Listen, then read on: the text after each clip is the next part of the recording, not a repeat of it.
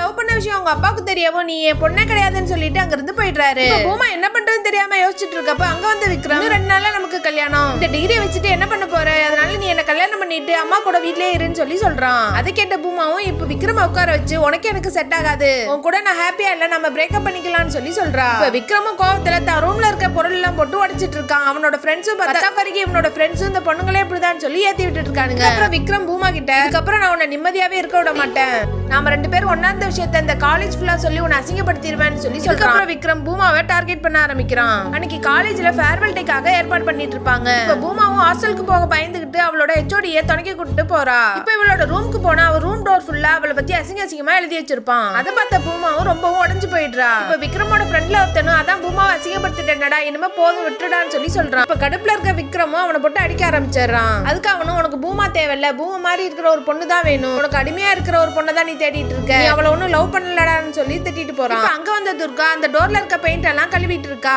பூமா இப்ப துர்காவை கட்டி பிடிச்சு அழுதுட்டு அந்த டோர்ல இருக்க பெயிண்ட் எல்லாம் அவளும் சேர்ந்து அதெல்லாம் அழிக்கிறா. அந்த பெயிண்ட் எல்லாம் அழிச்சிட்டு பயங்கரமா அழ ஆரம்பிக்கிறா. இருந்த கடுப்புல பூமா ஃபேர்வெல் பார்ட்டிக்கு அப்படியே போறா.